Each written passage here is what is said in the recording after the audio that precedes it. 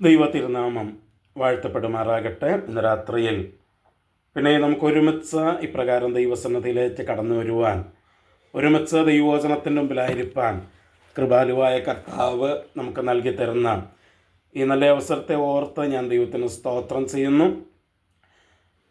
നമ്മൾ എഫേസ് ലേഖനം ആണ് പഠിച്ചുകൊണ്ടിരിക്കുന്നത്. എഫേസ് ലേഖനം 3-ാം അധ്യായത്തിലാണ് നമ്മൾ നിൽക്കുന്നത്. 3-ാം അധ്യായത്തിൻ്റെ 16-17 വാക്യങ്ങളായിരുന്നു കഴിഞ്ഞ ആഴ്ച നമ്മൾ ചിന്തിക്കാനായിട്ട് ആരംഭിച്ചത്. നമ്മൾ പറഞ്ഞു, അപ്പോസ്തലനായ പൗലോസ് എഫെസോസിലുള്ള ദൈവമക്കൾക്ക് വേണ്ടി പ്രാർത്ഥിക്കുന്ന ഒരു പ്രാർത്ഥനയാണ് അതിൻ്റെ 16 മുതൽ 19 വരെയുള്ള വാക്യങ്ങളിൽ നമ്മൾ കാണുന്നത് എന്ന് പറഞ്ഞു. അതിനകത്ത് താൻ പ്രാർത്ഥിക്കുന്ന ആ വിഷയങ്ങൾ ആണ് നമ്മൾ കഴിഞ്ഞ ആഴ്ച മുതൽ ചിന്തിക്കാനായിട്ട് തുടങ്ങിയത്. അപ്പോൾ അതിൻ്റെ 16-17 വാക്യങ്ങളിൽ നമ്മൾ കണ്ടത്, ആ വാക്യങ്ങൾ ഞാൻ ഒരിക്കൽ കൂടെ വായിക്കാം. എഫേസ് ലേഖനം 3-ാം അധ്യായത്തിൻ്റെ 16-17 വാക്യങ്ങൾ. ഇവിടെ നമ്മളിങ്ങനെയാണ് വായിക്കുന്നത്: അവൻ തൻ്റെ മഹത്വത്തിൻ്റെ ധനത്തിനൊത്തവണ്ണം അവൻ്റെ ആത്മാവിനാൽ നിങ്ങൾ അകത്ത മനുഷ്യനെ സംബന്ധിച്ച് ശക്തിയോടെ ബലപ്പെടേണ്ടതിനും ക്രിസ്തു വിശ്വാസത്താൽ നിങ്ങളുടെ ഹൃദയങ്ങളിൽ വസിക്കേണ്ടതിനും വരം നൽകണം എന്നും. അപ്പം ഒന്നാമത് താൻ പ്രാർത്ഥിക്കുന്നത്, പിതാവായ ദൈവം ആ വിശ്വാസികൾക്ക് വരം നൽകണം എന്നാണ് താൻ പ്രാർത്ഥിക്കുന്നത്. എന്തിനു വേണ്ടി? 2 കാര്യങ്ങൾക്ക് വേണ്ടിയുള്ള വരം. അതാണ് 16-17 വാക്യങ്ങളിൽ നമ്മൾ കാണുന്നത്. അതിനകത്ത് ആദ്യത്തെ വിഷയമായിരുന്നു കഴിഞ്ഞ ആഴ്ച നമ്മൾ ചർച്ച ചെയ്യാനായിട്ട് തുടങ്ങിയത്. അവിടെ നമ്മൾ വായിച്ചത്, തൻ്റെ മഹത്വത്തിൻ്റെ ധനത്തിനൊത്തവണ്ണം അവൻ്റെ ആത്മാവിനാൽ നിങ്ങൾ അകത്ത മനുഷ്യനെ സംബന്ധിച്ച് ശക്തിയോടെ ബലപ്പെടേണ്ടതിന് അതിന് വരം നൽകണമെന്ന് അപ്പോസ്തലൻ പ്രാർത്ഥിക്കുകയാണ്. അപ്പം അതിൻ്റെ ആദ്യത്തെ കുറേ ഭാഗങ്ങൾ കഴിഞ്ഞ ആഴ്ച നമ്മൾ വിശദമായിട്ട് ചിന്തിച്ചു. ഇന്ന് നമ്മൾ ചിന്തിക്കാനായിട്ട് പോകുമ്പോൾ താനവിടെ പ്രാർത്ഥിച്ചത്, ആര് ശക്തിയോടെ ബലപ്പെടണമെന്നാണ് പ്രാർത്ഥിച്ചത്? നിങ്ങൾ, അതായത് വിശ്വാസികൾ. ഈ വിശ്വാസികൾ ശക്തിയോടെ ബലപ്പെടേണ്ടത് ഈ പുറമേ ഉള്ള മനുഷ്യനോടുള്ള ബന്ധത്തിലല്ല, അകമേ ഉള്ള മനുഷ്യനോടുള്ള ബന്ധത്തിലാണ് ശക്തിയോടെ ബലപ്പെടേണ്ടത് എന്നാണ് അപ്പോസ്തലൻ അവിടെ പ്രാർത്ഥിക്കുന്നത്. നമുക്കറിയാം, നമ്മുടെ പുറമേയുള്ള മനുഷ്യൻ, അല്ലെങ്കിൽ നമ്മുടെ ഈ ശരീരം, പുറമേയുള്ള മനുഷ്യൻ എന്ന് നമ്മൾ പറയുമ്പോൾ നമ്മൾ ഉദ്ദേശിക്കുന്നത് ഈ ശരീരത്തെയാണ്. ഈ ശരീരം ബലപ്പെടാനായിട്ട് അല്ലെങ്കിൽ ശക്തിപ്പെടാനായിട്ട് നമ്മൾ കഴിഞ്ഞ ആഴ്ച പറഞ്ഞതുപോലെ നമ്മൾ ഭക്ഷണം കഴിക്കുന്നു, നല്ല ഭക്ഷണം കഴിക്കുന്നു, എക്സസൈസുകൾ, വ്യായാമമൊക്കെ ചെയ്യുന്നു. അങ്ങനെ ഉള്ള രീതിയിൽ എന്തെങ്കിലും അസുഖങ്ങൾ വന്നു കഴിഞ്ഞാൽ നമ്മൾ ചികിത്സിക്കുന്നു, മരുന്ന് കഴിക്കുന്നു, അസുഖങ്ങൾ വരാതെ നമ്മൾ ശ്രദ്ധിക്കുന്നു. ഇങ്ങനെയൊക്കെ നമ്മുടെ ഈ പുറമേയുള്ള മനുഷ്യൻ്റെ അല്ലെങ്കിൽ ഈ ശരീരത്തെ ശക്തിപ്പെടുത്താനായിട്ട്, ബലപ്പെടുത്താനായിട്ട് നമ്മൾ പല കാര്യങ്ങൾ ചെയ്യുന്നുണ്ട്. എന്നാൽ അപ്പോസ്തലൻ പ്രാർത്ഥിക്കുന്നത്, ഈ പുറമേ ഉള്ള മനുഷ്യൻ ശക്തിപ്പെടാനായിട്ടല്ല, നിങ്ങൾ അകത്തെ മനുഷ്യനെ സംബന്ധിച്ച് ബലത്തോടെ ശക്തിപ്പെടണം എന്നാണ് പ്രാർത്ഥിക്കുന്നത്. അപ്പം അതോടുള്ള ബന്ധത്തിൽ നമ്മൾ കഴിഞ്ഞ ആഴ്ച ഒരു വാക്യം വായിച്ചിരുന്നു. ആ വാക്യത്തിലേക്ക് തന്നെ നമുക്കൊന്നുകൂടെ തിരിച്ചു വരണം. അവിടെ അത് നമ്മൾ വായിച്ചത് 2 കൊരിന്ത്യർ ലേഖനം അതിൻ്റെ 4-ാം അധ്യായത്തിൻ്റെ 16-ാം വാക്യമായിരുന്നു നമ്മൾ വായിച്ചത്.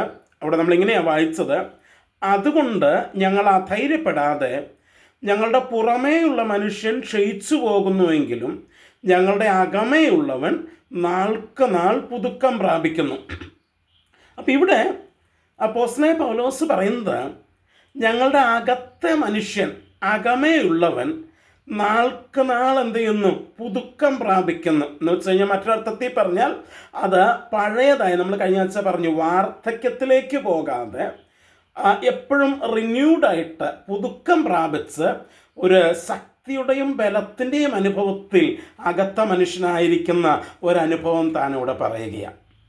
അപ്പം എന്താണ് ഈ പുതുക്കത്തിൻ്റെ രഹസ്യം എന്നാണ് ഇന്ന് രാത്രി നമ്മൾ പ്രധാനമായിട്ട് ചിന്തിക്കാനായിട്ട് പോകുന്നത്. ഈ അകത്ത മനുഷ്യൻ്റെ പുതുക്കത്തിൻ്റെ അല്ലെങ്കിൽ അവൻ ശക്തിയോടെ ബലപ്പെടുന്നതിൻ്റെ പുറകിലെ രഹസ്യം എന്താണ് എന്ന് നമ്മൾ ഒന്ന് ചിന്തിക്കാനായിട്ട് ആഗ്രഹിക്കുകയാണ്. ഒരു കുറച്ച് നീളമുള്ള ഒരു പാസേജാണ് ഇന്ന് രാത്രി നമ്മൾ സ്റ്റാർട്ട് ചെയ്യുന്നത്.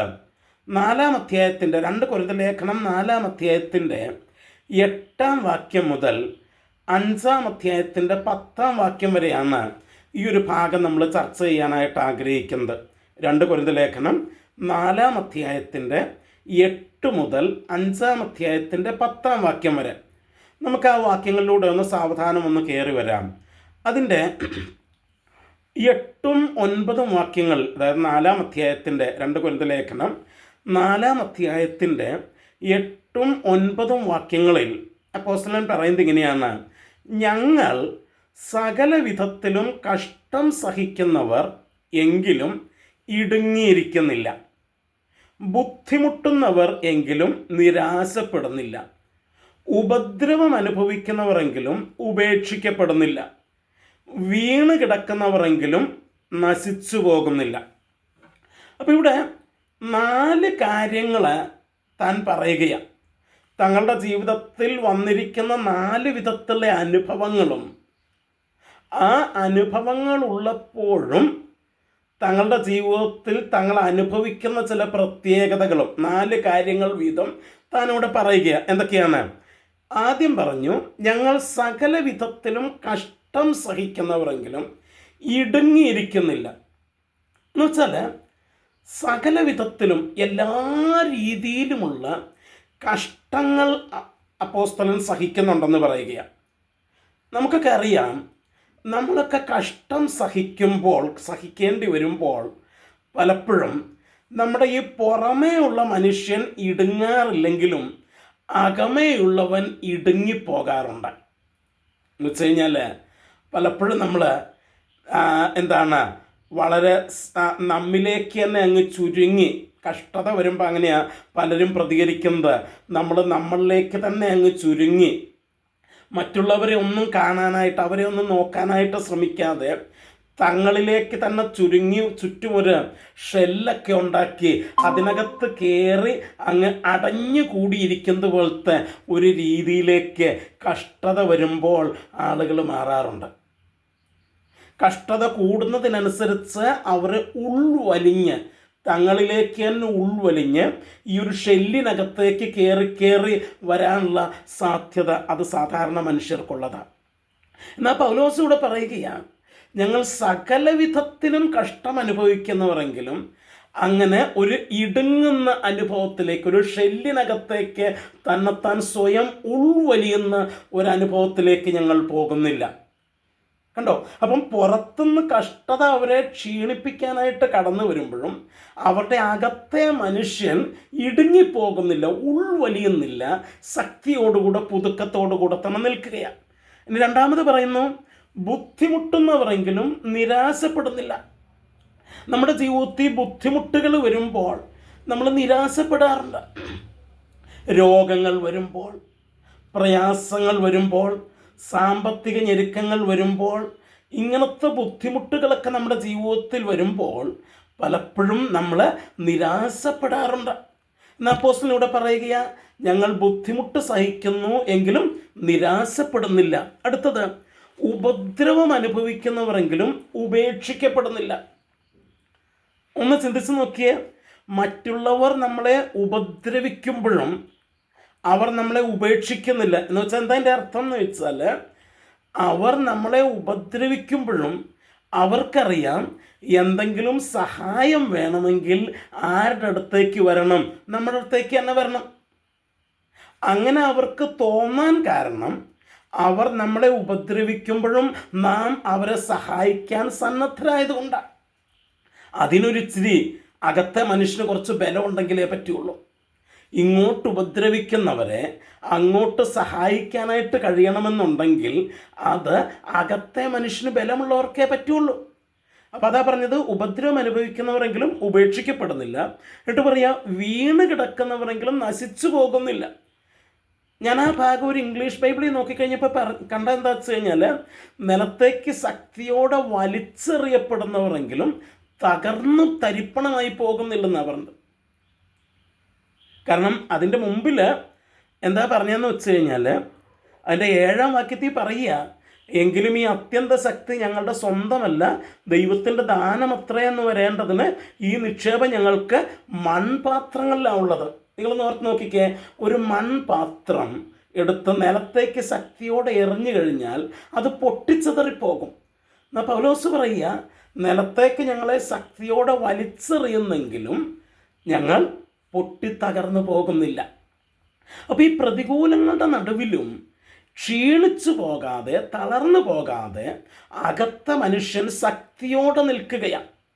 ഇനി അതിൻ്റെ 10 തൊട്ടുള്ള വാക്യങ്ങൾ വായിക്കുമ്പോൾ, 10 തൊട്ട് 13 വരെയുള്ള വാക്യങ്ങൾ വായിക്കുമ്പോൾ നമ്മൾ കാണുന്നത്, യേശുവിൻ്റെ ജീവൻ ഞങ്ങളുടെ ശരീരത്തിൽ വെളിപ്പെടേണ്ടതിന് യേശുവിൻ്റെ മരണം ശരീരത്തിൽ എപ്പോഴും ഞങ്ങൾ വഹിക്കുന്നു. അപ്പം അവർക്കൊരു ജീവനെക്കുറിച്ചുള്ളൊരു പ്രത്യാശ അവരുടെ ഉള്ളിലുള്ളത് കൊണ്ട് മരണത്തിൻ്റെ മുമ്പിൽ മരണം വഹിക്കുമ്പോഴും അവർ ക്ഷീണിച്ചു പോകുന്നില്ല. എന്നിട്ട് പറയുക, ഞങ്ങളുടെ മർത്യ ശരീരങ്ങളിൽ യേശുവിൻ്റെ ജീവൻ വെളിപ്പെടേണ്ടതിന് ജീവിച്ചിരിക്കുന്ന ഞങ്ങൾ എല്ലായ്പ്പോഴും യേശു നിമിത്തം മരണത്തിന് ഏൽപ്പിക്കപ്പെടുന്നു. അപ്പം ഒരു യേശു നിമിത്തമുള്ള ഒരു ജീവനെക്കുറിച്ചുള്ള പ്രത്യാശ ഉള്ളിലുള്ളത് കൊണ്ട് ഈ ലോകത്തിൽ യേശു നിമിത്തം എപ്പോഴും മരണത്തിന് ഏൽപ്പിക്കപ്പെടുന്നു. പക്ഷേ ഈ പ്രത്യാശ എന്ത് ചെയ്യുന്നില്ല, നഷ്ടപ്പെടുന്നില്ല. 12-13 പറയുക, അങ്ങനെ ഞങ്ങൾ മരണവും നിങ്ങൾ ജീവനും വ്യാപരിക്കുന്നു. ഞാൻ വിശ്വസിച്ചു, അതുകൊണ്ട് ഞാൻ സംസാരിച്ചു എന്ന് എഴുതിയിരിക്കുന്നത് പോലെ വിശ്വാസത്തിൻ്റെ അതേ ആത്മാവ് ഞങ്ങൾക്കുള്ളതിനാൽ ഞങ്ങളും വിശ്വസിക്കുന്നു, അതുകൊണ്ട് സംസാരിക്കുന്നു. എന്നിട്ട് പറയുക, 14-ാം വാക്യം നോക്കിക്കേ, കർത്താവായ യേശുവിനെ ഉയർപ്പിച്ചവൻ ഞങ്ങളെയും യേശുവിനോട് കൂടെ ഉയർപ്പിച്ച് നിങ്ങളോടുകൂടെ തിരുസന്നിധിയിൽ നിർത്തുമെന്ന് ഞങ്ങൾ അറിയുന്നു. എന്താ പൗലോസ് ഇവിടെ പറയുന്നത്? ഈ പ്രശ്നങ്ങളൊക്കെ വരുമ്പോഴും ഞങ്ങളുടെ ഉള്ളിലൊരു അറിവുണ്ട്. എന്താണ്? യേശുവിനെ മരിച്ചവരുടെ ഇടയിൽ നിന്ന് ഉയർപ്പിച്ചവൻ ഞങ്ങളെയും ഉയർപ്പിച്ച് നിങ്ങളുടെ കൂടെ തിരുസന്നിധിയിൽ നിർത്തും. എന്ന് വെച്ച് കഴിഞ്ഞാൽ നിങ്ങളെയും ഉയർപ്പിക്കും, ഞങ്ങളെയും ഉയർപ്പിക്കും, നമ്മൾ ഒരുമിച്ച് ദൈവസന്നിധിയിൽ നിൽക്കും എന്നുള്ള ഒരു ഉറപ്പ്. എന്ന് വെച്ചാൽ മരണത്തിനപ്പുറത്ത് ദൈവം നമുക്ക് വച്ചിരിക്കുന്ന ആ പുനരുത്ഥാനത്തെക്കുറിച്ചുള്ള ഉറപ്പ്, അറിവ് പൗലോസ് ഉള്ളത് കൊണ്ട് പറയുക, ഞങ്ങളുടെ ജീവിതത്തിൽ ഈ കഷ്ടതയൊക്കെ വന്നിട്ടും ഞങ്ങൾ എന്ത് ചെയ്യുന്നില്ല, ക്ഷീണിച്ചു പോകുന്നില്ല, ബലപ്പെടുകയാണ്. പ്രിയമുള്ളവരെ, കഷ്ടതയുടെ നടുവിൽ ബലപ്പെടാനായിട്ട് നമുക്ക് കഴിയുന്ന ഏറ്റവും പ്രധാനപ്പെട്ട കാര്യമെന്ന് പറയുന്നത് ദൈവം നമുക്ക് വേണ്ടി വച്ചിരിക്കുന്ന ആ പുനരുത്ഥാനത്തെക്കുറിച്ചുള്ള ചിന്തയാത്, അറിവാത്. ഇനി എന്നിട്ടാണ് 16-ാം വാക്യത്തിൽ പറയുന്നത്, അതുകൊണ്ട് ഞങ്ങൾ അധൈര്യപ്പെടുന്നില്ല. എന്തുകൊണ്ട്? ഈ അറിവ് ഞങ്ങൾക്കുള്ളത് കൊണ്ട്. യേശുവിനെ ഉയർപ്പിച്ചവൻ ഞങ്ങളെയും ഉയർപ്പിക്കും, നിങ്ങളെയും ഉയർപ്പിക്കുമെന്നുള്ള അറിവ് ഞങ്ങൾക്കുള്ളത് കൊണ്ട് ഞങ്ങൾ അധൈര്യപ്പെടാതെ, ഞങ്ങളുടെ പുറമേയുള്ള മനുഷ്യൻ ക്ഷയിച്ചു പോകുന്നു എങ്കിലും ഞങ്ങളുടെ അകമേയുള്ളവൻ നാൾക്ക് നാൾ ശക്തിപ്പെടുന്നു. അപ്പോൾ ഈ അകത്ത മനുഷ്യൻ ബലപ്പെടുന്നത് ഈ ഒരു അറിവാണ്. ഈ ഒരു അറിവിൽ നിൽക്കുമ്പോഴാണ് അകത്ത മനുഷ്യൻ ബലപ്പെടുന്നത്. എന്നിട്ട് 17-ാം വാക്യം എന്താ പറയുന്നത്? നൊടി നേരത്തേക്കുള്ള ഫോർ എ സിംഗിൾ മൊമെൻറ്റ്, ഒരു നിമിഷത്തേക്കുള്ള, ഒരു നൊടി നേരത്തേക്കുള്ള ഞങ്ങളുടെ ലഘുവായ കഷ്ടം അത്യന്തം അനവധിയായ തേജസ്സിൻ്റെ നിത്യഘനം കിട്ടുവാൻ ഞങ്ങൾക്ക് ഹേതുവാകുന്നു. അപ്പോൾ ഇന്നത്തെ കഷ്ടങ്ങളുടെ നടുവിൽ ക്ഷീണിച്ചു പോകാത്തത് ഈ തേജസ്സിനെ കുറിച്ച്, വരാനിരിക്കുന്ന ഈ തേജസ്സിനെ കുറിച്ചുള്ള അറിവ് കാരണമാണ്. എന്നിട്ട് 18-ാം വാക്യത്തിൽ പറയുക, കാണുന്നതിനല്ല കാണാത്തതിനെ എത്ര ഞങ്ങൾ നോക്കിക്കൊണ്ടിരിക്കുന്നത്. അപ്പോൾ നമ്മൾ എന്തൊക്കെ കാണുന്നുണ്ട്? നമുക്ക് ഇവിടെ ഇരിക്കുമ്പോൾ എന്തൊക്കെ കാണാനായിട്ട് പറ്റും? നമുക്ക് ഈ ലോകത്തിലെ കാര്യങ്ങളൊക്കെ എന്ത് ചെയ്യാൻ പറ്റും? നമ്മുടെ കണ്ണുകൊണ്ട് കാണാനായിട്ട് പറ്റും. ലോകത്തിലെ കാര്യങ്ങളൊക്കെ നമുക്ക് കാണാനായിട്ട് പറ്റും. എന്നാൽ ഈ മരണത്തിനപ്പുറം കർത്താവ് നമുക്ക് വേണ്ടി വച്ചിരിക്കുന്ന ഈ പുനരുത്ഥാനവും നിത്യ തേജസ്സും നമ്മുടെ കണ്ണുകൊണ്ട് കാണാനായിട്ട് പറ്റില്ല. എന്നാൽ പലപ്പോഴും നമ്മൾ കാത്തിരിക്കുന്നത് ഈ കാണുന്ന കാര്യങ്ങൾക്ക് വേണ്ടിയാണ് കാത്തിരിക്കുന്നത്. അപ്പം ഈ കാണുന്ന കാര്യങ്ങൾക്ക് വേണ്ടി കാത്തിരിക്കുമ്പോൾ ഇതിൽ പലതും കിട്ടാത്തത് കൊണ്ടാണ് നമ്മുടെ അകത്ത മനുഷ്യൻ എന്ത് ചെയ്യുന്നത്? ക്ഷീണിക്കുന്നത്. ഞാൻ പറഞ്ഞത് മനസ്സിലാവുന്നുണ്ടോ? അപ്പം നമ്മൾ ഈ ലോകത്തിൽ നമ്മുടെ കണ്ണിന് കാണുന്ന കാര്യങ്ങൾക്ക് വേണ്ടി കാത്തിരിക്കുന്നതും കൊണ്ടും അതിൽ പലതും നമുക്ക് കിട്ടാത്തത് കൊണ്ടും, അല്ലേ, എല്ലാ കാര്യമൊന്നും നമുക്ക് കിട്ടത്തില്ലല്ലോ. കിട്ടുമോ? അങ്ങനെ നമ്മൾ ആഗ്രഹിക്കുന്ന എല്ലാം നമുക്ക് കിട്ടുമായിരുന്നെങ്കിൽ നമ്മളൊക്കെ ആരായിപ്പോയെന്നെ. അങ്ങനെ കിട്ടുന്ന ഒരു മനുഷ്യരുമില്ല. നമ്മളിങ്ങനെ ആഗ്രഹിക്കുക എന്നല്ലാതെ ഇതെല്ലാം കൂടെ കിട്ടുന്ന ഒരു പരിപാടിയൊന്നുമില്ല. അപ്പോൾ കിട്ടാതായി കഴിയുമ്പോൾ എന്ത് പറ്റും? അവിടെയാണ് നമുക്ക് പ്രശ്നം വരുന്നത്. എന്നാൽ പൗലോസ് പറയുക, ഞങ്ങൾ ഈ കാണുന്നതിന് വേണ്ടിയല്ല കാത്തിരിക്കുന്നത്, ഇന്ന് ഞങ്ങൾക്ക് കാണാൻ കഴിയാത്തതും എന്നാൽ ഞങ്ങളുടെ ആത്മാവിൽ ഞങ്ങൾ അറിയുന്നതുമായ ഒരു യാഥാർത്ഥ്യത്തിന് വേണ്ടിയാണ് ഞങ്ങൾ കാത്തിരിക്കുന്നത്. എന്താണത്? ഞങ്ങളുടെ നിത്യതയ്ക്ക് വേണ്ടി. ആ നിത്യതയിൽ ദൈവം ഞങ്ങൾക്ക് വേണ്ടി ഒരുക്കിയിരിക്കുന്ന ആ നിത്യ തേജസ്സിന് വേണ്ടിയാണ് ഞങ്ങൾ കാത്തിരിക്കുന്നത്, അല്ലേ? റോമാലേഖനം 8-ാം അധ്യായത്തിൻ്റെ 24-ാം വാക്യത്തിലേക്ക് വരുമ്പോൾ അവിടെ നമ്മൾ വായിക്കുന്ന ഒരു കാര്യമുണ്ട്. എന്താണ്? പ്രത്യാശയാലല്ലോ നാം രക്ഷിക്കപ്പെട്ടിരിക്കുന്നത്. കാണുന്ന പ്രത്യാശയോ പ്രത്യാശയല്ല. കാണുന്നതിനായി ഇനി പ്രത്യാശിക്കുന്നത് എന്തിന്? നാം കാണാത്തതിനായി പ്രത്യാശിക്കുന്നുവെങ്കിലോ അതിനായി ക്ഷമയോടെ കാത്തിരിക്കുന്നു. അപ്പം പ്രത്യാശ കാണുന്നതിന് വേണ്ടിയല്ല, കാണാത്തതിനു വേണ്ടിയാണ്. വിശ്വാസത്തെക്കുറിച്ച് എബ്രായലേഖനം 11-ാം അധ്യായത്തിൻ്റെ 1-ാം വാക്യത്തിൽ നമ്മൾ വായിക്കുന്നത് അങ്ങനെ തന്നെയാണ്. വിശ്വാസം എന്നതോ ആശിക്കുന്നതിൻ്റെ ഉറപ്പും കാണാത്ത കാര്യങ്ങളുടെ നിശ്ചയവും. കാണുന്നതിൻ്റെ നിശ്ചയമല്ല, കാണാത്ത കാര്യങ്ങളുടെ. ഇനി എന്താ തമ്മിലുള്ള വ്യത്യാസം? കാണുന്നത് 2 കൊരിന്ത്യർ ലേഖനം 4:18 കാണുന്നത് താൽക്കാലികമാണ്, ടെമ്പററിയാണ്. കാണാത്തത് നിത്യമാണ്, ഇറ്റേണലാണ്. അപ്പോൾ ഇവിടെ നമ്മൾ കാണുന്ന, ഈ ലോകത്തിൽ നമ്മൾ കാണുന്ന സകല കാര്യങ്ങളും അത് താൽക്കാലികമാണ്, ടെമ്പററി. അത് അല്ലേ? ഒന്ന് ഓർത്ത് നോക്കിക്കേ. നമ്മുടെ വീട് അത് താൽക്കാലികമാണ്, നമ്മുടെ ജോലി അത് താൽക്കാലികമാണ്. നമ്മളൊക്കെ പറയും പെർമനൻ്റായിട്ട് നമുക്ക് കിട്ടിയെന്നൊക്കെ. എവിടെ? കൂടിപ്പോയ 55 അല്ലെങ്കിൽ 60 വയസ്സാകുന്നത് വരെ, അല്ലേ? അതിനപ്പുറത്ത് ജോലി നമ്മുടെ കയ്യിലിരിക്കത്തൊന്നുമില്ല. പൈസ, ഇന്ന് എൻ്റെ കയ്യിലിരിക്കുന്ന പൈസ നാളെ ആരുടെ കയ്യിലെത്തുന്ന ആർക്കറിയാം? ഇതെല്ലാം താൽക്കാലികമാണ്. എന്നാൽ ദൈവം നമുക്ക് വേണ്ടി നിത്യതയിൽ ഒരുക്കി വച്ചിരിക്കുന്നത് അത് താൽക്കാലികമല്ല. അത് എൻ്റെ ശത്രുവിന് പിടിച്ചു പറിക്കാനായിട്ട് കഴിയാത്തതാണ്. അത് നിത്യമാണ്.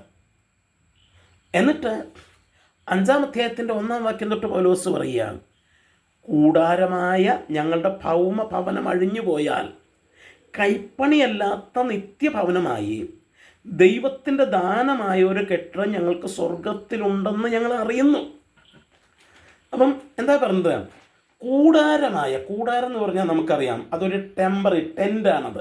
ഒരു ടെമ്പററി സെറ്റപ്പാണ് കൂടാരം എന്ന് പറയുന്നത്. അവിടെ പറഞ്ഞിരിക്കുന്നത് ശ്രദ്ധിക്കണം. കൂടാരമായ ഭൗമഭവനം എന്ന് പറഞ്ഞിട്ട് പറയുക ദൈവത്തിൻ്റെ ദാനമായ കെട്ടിടം, ബിൽഡിങ്. അപ്പോൾ ടെൻറ്റ് വേഴ്സസ് ബിൽഡിങ്. ടെൻ്റ് എന്ന് പറയുന്നത് it is A temporary arrangement. അതൊരു ടെമ്പററി താൽക്കാലികമായിട്ടുള്ള ഒരു അറേഞ്ച്മെൻറ്റാണ് ടെൻറ്റ്. എന്ത്? ഞങ്ങളുടെ ഈ കൂടാരമായ ഈ ഭൗമഭവനം, ഈ ശരീരം, അത് ഒരു ടെൻ്റ്, ഒരു താൽക്കാലിക സംവിധാനമായതാണ്. അതഴിഞ്ഞു പോയാൽ കൈപ്പണിയല്ലാത്ത നിത്യഭവനമായി ദൈവത്തിൻ്റെ ദാനമായൊരു കെട്ടിടം ഞങ്ങൾക്ക് സ്വർഗത്തിലുണ്ടെന്ന് ഞങ്ങൾ അറിയുന്നു. എന്നിട്ട് 2-ാം വാക്യത്തിൽ പറയുക, അപ്പോൾ ഈ അറിവുണ്ട്. എന്നിട്ട് 2-ാം വാക്യത്തിൽ പറയുക, ഈ കൂടാരത്തിൽ ഞരങ്ങിക്കൊണ്ട് ഞങ്ങൾ നഗ്നരായിട്ടല്ല ഉടുപ്പുള്ളവരായിരിക്കുന്നു എങ്കിൽ സ്വർഗീയമായ ഞങ്ങളുടെ പാർപ്പിടം അതിനു മീതെ ധരിക്കുവാൻ വാഞ്ചിക്കുന്നു. നോക്കിക്കേ, അപ്പം എന്താ പറയുന്നത്? അപ്പം ഈ കൂടാരത്തിൽ ഞങ്ങൾ ഞരങ്ങുകയാണ്. എന്താ ഞരങ്ങുക എന്ന് പറഞ്ഞാൽ? ഗ്രോണിങ് എന്ന് പറഞ്ഞാൽ, ഞരങ്ങുക എന്ന് പറഞ്ഞാൽ ഇവിടെ സുഖമായിട്ട് സന്തോഷമായിട്ട് ഇതുണ്ടല്ലോ എന്നുള്ള സന്തോഷത്തിലല്ല ഞങ്ങൾ ജീവിക്കുന്നത്. അതാണ് ഞരങ്ങുക എന്നുള്ള വാക്കിൻ്റെ അർത്ഥം. ഇതുണ്ടെങ്കിലും ഇതല്ല, ഇതിനപ്പുറത്ത് മറ്റെന്തിനോ വേണ്ടി കാത്തിരുന്നു കൊണ്ട്, ഇതല്ലെന്ന് മനസ്സിലാക്കിക്കൊണ്ടുള്ള ഒരു ജീവിതമാണ് ഞരങ്ങുക എന്ന് പറയുമ്പോൾ ഉദ്ദേശിക്കുന്നത്. അപ്പം അങ്ങനെ ഞരങ്ങിക്കൊണ്ട് ഞങ്ങൾ നഗ്നരായിട്ടുള്ള ഉടുപ്പുള്ളവരായിരിക്കുന്നത്. ഞങ്ങൾക്ക് ഉടുപ്പൊക്കെ ഉണ്ട്, ഞങ്ങൾക്ക് ശരീരമുണ്ട്. പക്ഷേ സ്വർഗീയമായ ഞങ്ങളുടെ പാർപ്പിടം അതിൻ്റെ മീതെ ധരിപ്പാൻ ഞങ്ങൾ ആഗ്രഹിക്കുന്നു. അപ്പം ചിലപ്പോൾ നമ്മൾ ചിന്തിക്കും, ഇവരെന്താ മരിക്കാനായിട്ട് നടക്കുന്നവരാണോ എന്നൊരു ചിന്ത വരും. അപ്പം 4-ാം വാക്യത്തിൽ പറയുക, ഉരിയാനല്ല, മർത്യമായത് ജീവനാൽ നീങ്ങിപ്പോകേണ്ടതിന് മീതെ ഉടുക്കുവാൻ ഇച്ഛിക്കയാൽ ഈ കൂടാരത്തിലിരിക്കുന്നിടത്തോളം ഞങ്ങൾ ഭാരപ്പെട്ട ഞരങ്ങുന്നു. അപ്പം ഇവിടുത്തെ വിഷയം എത്രയും പെട്ടെന്ന് മരിക്കണം എന്നുള്ളതല്ല ഇവിടുത്തെ വിഷയം. പിന്നെയോ എത്രയും പെട്ടെന്ന് ആ നിത്യതയിൽ എത്തണം എന്നുള്ളതാണ് വിഷയം.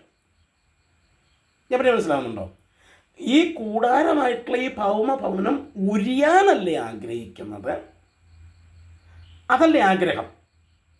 പിന്നെയോ ആ സ്വർഗീയമായത് ധരിക്കാനാണ് ആഗ്രഹം. അത് നമ്മൾ മനസ്സിലാക്കണം. അപ്പം ഇതൊരിക്കലും ഈ ലോകത്തിൽ ഇനി ജീവിക്കണ്ട എന്ന് തീരുമാനിക്കുന്ന ഒരു രീതി അല്ലിത്. ദൈവം നമുക്ക് നൽകുന്ന ആയുസ് മുഴുവൻ നമ്മളിവിടെ എന്ത് ചെയ്യും? ജീവിക്കും, മാന്യമായിട്ട് ജീവിക്കും. പക്ഷേ അങ്ങനെ ജീവിക്കുമ്പോഴും മരിക്കണം എന്നല്ല നമ്മുടെ ആഗ്രഹം. പകരം എത്രയും വേഗം ആ നിത്യത പ്രാപിക്കുക എന്നുള്ളതാണ് നമ്മുടെ ആഗ്രഹം എന്ന് പറയുന്നത്. അതിന് മരിക്കേണ്ടി വന്നാൽ ഓക്കെ, ദാറ്റ്സ് ഓക്കെ. പക്ഷെ മരിക്കുക എന്നുള്ളതല്ല നമ്മുടെ ചിന്ത. ഇവിടെ നമ്മൾ പ്രത്യേക ഒരു കാര്യം ശ്രദ്ധിക്കണം. കാരണം നമ്മുടെ ലോകത്തിൽ തങ്ങൾ ക്രിസ്തുവാണ് എന്ന് പറഞ്ഞ് വന്നിട്ടുള്ള ചിലരെങ്കിലും അവരുടെ അനുയായികളായിട്ടുള്ള ആയിരക്കണക്കിന് ആളുകളെ മരണത്തിലേക്ക് തള്ളിവിട്ടിട്ടുണ്ട്. എന്നാൽ വേദപുസ്തകം അങ്ങനെയല്ല പറയുന്നത്. ഇത് മരണത്തിലേക്ക് തള്ളിവിടുന്ന പരിപാടിയല്ല. മരിക്കാൻ ആഗ്രഹിക്കുകയല്ല, നിത്യത പ്രാപിക്കാൻ ആഗ്രഹിക്കുകയാണ് ചെയ്യുന്നത്. അതിന് മരണമെങ്കിലും ഒക്കെ, മരിക്കേണ്ടി വന്നാലും മരണത്തിനപ്പുറത്തുള്ള നിത്യത, അത് മരിക്കണം എന്നുള്ള ആഗ്രഹമല്ല, നിത്യത പ്രാപിക്കണമെന്നുള്ള ആഗ്രഹമാണ്. അതാ വ്യത്യാസം. അപ്പം ഈ നിത്യതയെക്കുറിച്ച് കാഴ്ചപ്പാടില്ലാത്തവരാണ് കഷ്ടത വരുമ്പോൾ മരിക്കണം എന്ന് ചിന്തിക്കുന്നത്. ആത്മഹത്യയെക്കുറിച്ചൊക്കെ ചിന്തിക്കുന്നവരാ. എന്തെങ്കിലും ഒരു വിഷയം വരുമ്പോഴേക്ക് എന്നാൽ പിന്നെ ചത്ത് കളയാം എന്ന് തീരുമാനിക്കുന്നത് ഈ നിത്യതയെക്കുറിച്ച് കാഴ്ചപ്പാടില്ലാത്തവരാ. കാരണം നിത്യതയെക്കുറിച്ച് കാഴ്ചപ്പാടുള്ളവനെ സംബന്ധിച്ചിടത്തോളം അവൻ മരിക്കാനല്ലേ ആഗ്രഹിക്കുന്നത്, അവൻ നിത്യത പ്രാപിക്കാനാണ് ആഗ്രഹിക്കുന്നത്. അതാണ് അവൻ്റെ ആഗ്രഹം. അപ്പം ഇത് നമ്മളെ വ്യത്യാസം നമ്മൾ കൃത്യമായിട്ട് മനസ്സിലാക്കിയിരിക്കണം. അതാണ് 4-ാം വാക്യത്തിൽ പറഞ്ഞത്, ഉരിയുവാനല്ല, മർത്യമായത് ജീവനാൽ നീങ്ങിപ്പോകേണ്ടതിന് മീതെ ഉടുക്കുവാൻ ഇച്ഛിക്കയാൽ ഞങ്ങൾ ഈ കൂടാരത്തിലിരിക്കുന്നിടത്തോളം ഭാരപ്പെട്ട് ഞരങ്ങുന്നു. അപ്പം എന്താ ഈ കൂടാരത്തിലിരിക്കുമ്പോൾ ഞരങ്ങുന്നത്? ഈ കൂടാരം വിടാനായിട്ടുള്ള ഞരക്കമല്ല, അത് കിട്ടാനായിട്ടുള്ള ഞരക്കമാണ്. ഏത്? നിത്യത. അവിടെ എത്തിച്ചേരാനായിട്ടുള്ള ആഗ്രഹമാണ്. ഇത് വിടണോ വേണ്ടയോ എന്നുള്ളത് നമ്മുടെ വിഷയമല്ല. ഇതിനകത്ത് എത്ര കാലം താമസിക്കണ്ട എന്നുള്ളത് നമ്മുടെ വിഷയമല്ല. എപ്പോൾ മരിക്കണം, എങ്ങനെ മരിക്കണം, ഇത് നമ്മുടെ വിഷയമല്ല. നമ്മൾ മരണത്തെക്കുറിച്ചല്ല ചിന്തിക്കുന്നത്. നമ്മൾ ചിന്തിക്കുന്നത് പുനരുത്ഥാനത്തെക്കുറിച്ചാണ്, തേജസ്കരണത്തെക്കുറിച്ചാണ് നമ്മൾ ചിന്തിക്കുന്നത്. പൗലോസ് അതാ പറയുന്നത്. ഇത് ഉരിഞ്ഞു കളയുക എന്നുള്ളതല്ല ഞങ്ങൾ ചിന്തിക്കുന്നത്, മരിക്കുക എന്നുള്ളതല്ല ഞങ്ങൾ ചിന്തിക്കുന്നത്. അതിന് പകരം തേജസ്കരിക്കപ്പെടുക എന്നുള്ളതാണ് ഞങ്ങൾ ചിന്തിക്കുന്നത്. അതാണ് ഞങ്ങളുടെ വിഷയം. മരണമല്ല, തെറ്റിദ്ധരിക്കരുത്.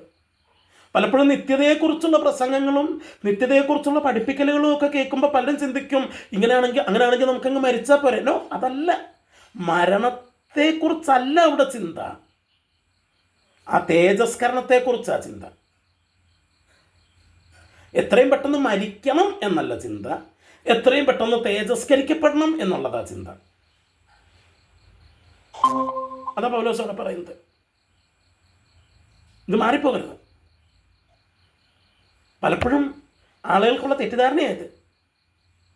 അപ്പം മരിക്കണം എന്നുള്ളതല്ല ചിന്ത, തേജസ്കരിക്കപ്പെടണം എന്നുള്ള ചിന്തയാണ്.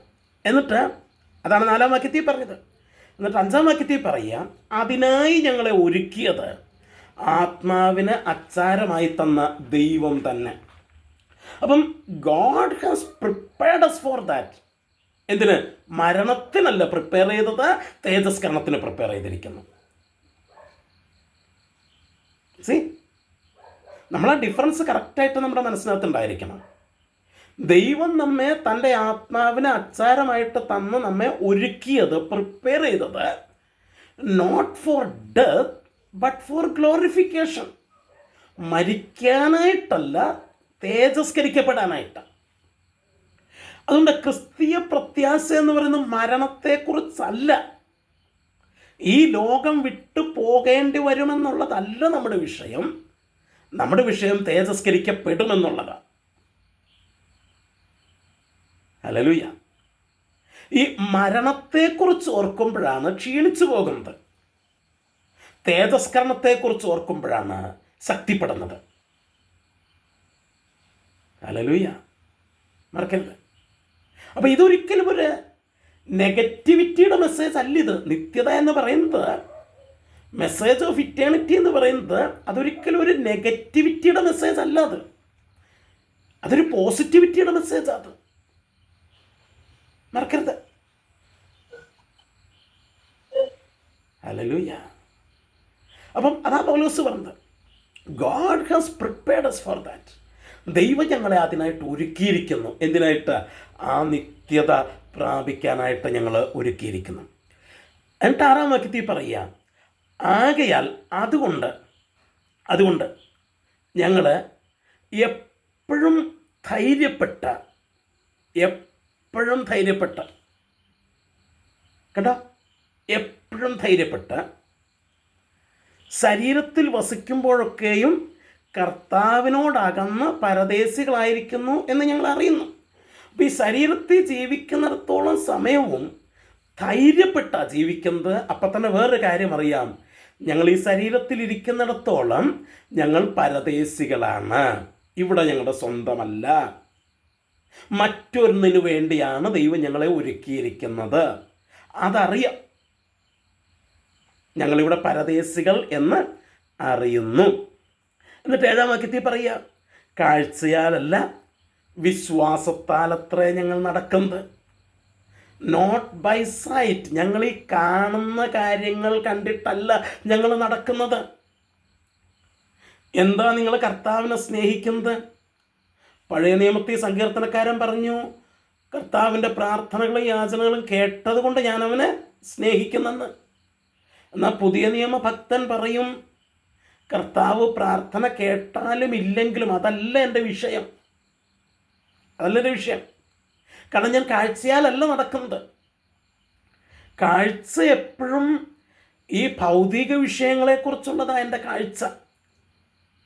ദൈവം എനിക്ക് വീട് തന്നു, ദൈവം എനിക്ക് പണം തന്നു, ദൈവം എനിക്ക് ജോലി തന്നു, ദൈവം എനിക്ക് അത് തന്നു, ഇത് തന്നു, അങ്ങനെ തന്നു, ഇങ്ങനെ തന്നു എന്നൊക്കെ പറയുന്നതാണ് കാഴ്ച. ഇതൊക്കെ കാണുന്നത് കൊണ്ട് ഇന്നത്തെ 99% വിശ്വാസികളും നടക്കുന്നത് വിശ്വാസത്തല്ല, കാഴ്ചയാലാണ് നടക്കുന്നത്. ഇതൊക്കെ തന്നതുകൊണ്ട് ഞാൻ കർത്താവിനെ സേവിക്കുന്നു എന്നാണ് പറയുന്നത്. എന്നാൽ പൗലോസ് പറയുക, ഞങ്ങൾ കാഴ്ചയല്ല, ഞങ്ങൾക്ക് കാണാനൊന്നുമില്ല. പിന്നെ ബൈ ഫെയ്ത്ത്, വിശ്വാസത്താൽ. എന്താ വിശ്വാസം? കാണാത്ത കാര്യങ്ങളുടെ നിശ്ചയം. എന്താ കാണാത്തത്? സ്വർഗീയമായത്. അതാണ് ഞങ്ങളെ മുൻപോട്ട് നടത്തുന്നത്. അതാണ് ഞങ്ങളെ മുൻപോട്ട് നടത്തുന്നത്. കാഴ്ചയാലല്ല, വിശ്വാസത്താലുള്ള നടപ്പ്. മക്കളെ, ഞാനൊരു കാര്യം പറയാം. നമ്മൾ കാഴ്ചയാൽ നടക്കാൻ തുടങ്ങിയാൽ ക്ഷീണിക്കാനായിട്ട് തുടങ്ങും. കാരണം ഈ കാണുന്നതെല്ലാം നമുക്ക് വേണമെന്ന് നമുക്ക് ആഗ്രഹം വരും, എന്നാൽ ഇതെല്ലാം നമുക്ക് കിട്ടത്തുമില്ല. അപ്പോൾ നമുക്ക് ക്ഷീണിക്കാനായിട്ട് തുടങ്ങും. But open your eyes of faith. വിശ്വാസത്തിൻ്റെ കണ്ണുകൾ തുറക്കുക. വിശ്വാസത്തിൻ്റെ കണ്ണ് തുറക്കുക എന്ന് പറയുമ്പോൾ തെറ്റിദ്ധരിക്കരുത്. ഇതെല്ലാം ഈ കാറും വീടും പൈസയും ജോലിയും ഒക്കെ എനിക്ക് കിട്ടും എന്നുള്ള വിശ്വാസമല്ല. കാണാത്ത കാര്യങ്ങളെ കാണുന്ന വിശ്വാസം, നിത്യതയെ കാണുന്ന വിശ്വാസം. ആ കണ്ണുകൾ ഓപ്പണായി കഴിഞ്ഞാൽ ഇവിടെ നിനക്കൊന്നുമില്ലെങ്കിലും, ഇവിടെ പരദേശിയാണെന്നറിഞ്ഞാലും ധൈര്യപ്പെടാനായിട്ട് കഴിയും. ഓക്കെ, ഇനി അതിൻ്റെ 8-ാം വാക്യത്തിൽ പറയുക, ഇങ്ങനെ ഞങ്ങൾ ധൈര്യപ്പെട്ട ശരീരം വിട്ട് കർത്താവിനോട് കൂടെ വസിക്കുവാൻ അധികം ഇഷ്ടപ്പെടുന്നു. അപ്പം ഞങ്ങളുടെ ഇഷ്ടം, ഞങ്ങളുടെ താല്പര്യം എങ്ങനെയെങ്കിലും ഈ ശരീരത്തിൽ കടിച്ചു തൂങ്ങിക്കിടക്കണമെന്നുള്ളതല്ല. ഈ ശരീരം വിട്ട് കർത്താവിനോട് കൂടെ ആയിരിക്കണം എന്നുള്ളതാണ് ഞങ്ങളുടെ ആഗ്രഹം. അത് അധികം ആഗ്രഹിക്കുന്നു. അപ്പം അധികം ആഗ്രഹിക്കുന്നു എന്ന് പറയുമ്പോൾ ശരീരത്തിലിരിക്കാനും ഞങ്ങൾക്ക് എന്തുണ്ട്? ആഗ്രഹമുണ്ട്. പക്ഷെ അതിനേക്കാൾ കൂടുതൽ ഞങ്ങൾ ആഗ്രഹിക്കുന്നത് to be with the lord, കർത്താവിനോട് കൂടെ ആയിരിക്കാനാണ്. നോക്കിക്കാൻ, സാധാരണ മനുഷ്യരെ സംബന്ധിച്ചിടത്തോളം ഉള്ള കാര്യങ്ങളാണ് പറയുന്നത്. നമുക്കൊക്കെ ഈ ശരീരത്തിലിരിക്കാനായിട്ടുള്ള ആഗ്രഹമുണ്ട്.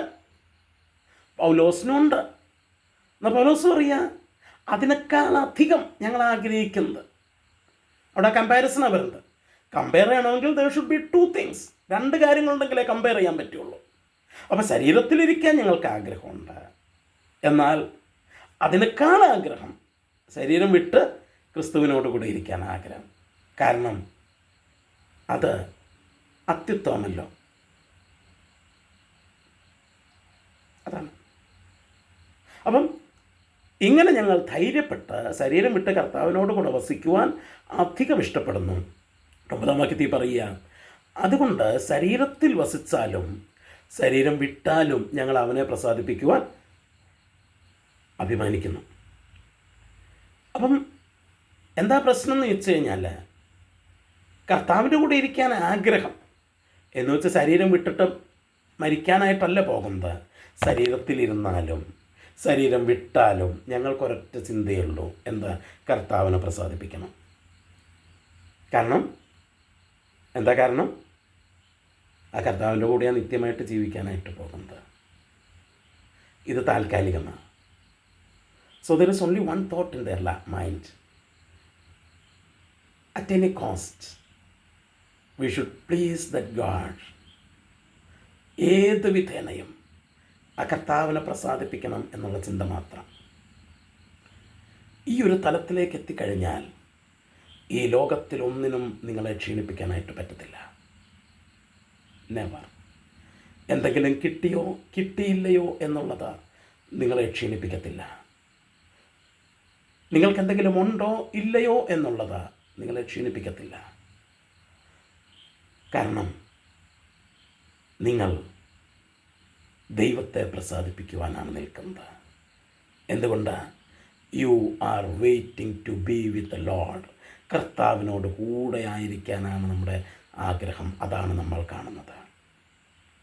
എന്നിട്ട് 10-ാം വാക്യത്തിൽ പറയുക, അവനവൻ ശരീരത്തിലിരിക്കുമ്പോൾ ചെയ്തത് നല്ലതാകലും തീയതാകലും അതിന് തക്കവണ്ണം പ്രാപിക്കേണ്ടതിന് നാം എല്ലാവരും ക്രിസ്തുവിൻ്റെ ന്യായാസനത്തിന് മുമ്പാകെ വെളിപ്പെടേണ്ടതാണ്. എന്നുവെച്ചാൽ ഈ ശരീരം വിട്ട് കർത്താവിൻ്റെ അടുത്ത് ചെല്ലുമ്പോൾ നമ്മളിവിടെ ചെയ്തതിനെല്ലാം ഉള്ള റിവാർഡ്, പ്രതിഫലം അവിടെയാ മക്കളെ ലഭിക്കാനായിട്ട് പോകുന്നത്. ഇവിടെയല്ല.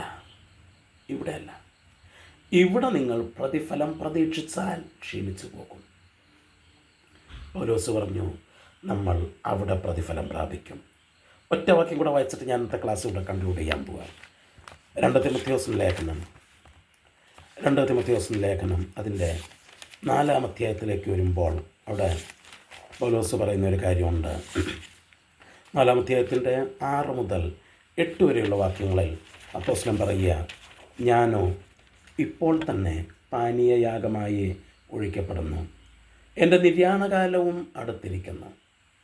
എന്ന് വെച്ചാൽ time of departure has come. ഇവിടുന്ന് വിട്ട് അടുത്ത സ്ഥലത്തേക്ക് പോകാൻ ഉള്ള സമയം വന്നിരിക്കുന്നു. Time of departure. ഇതൊരു എൻഡല്ല. മരണം ഒരു എൻഡല്ല, അവസാനമല്ല. മരണം ഒരു ഡിപ്പാർച്ചറാണ്.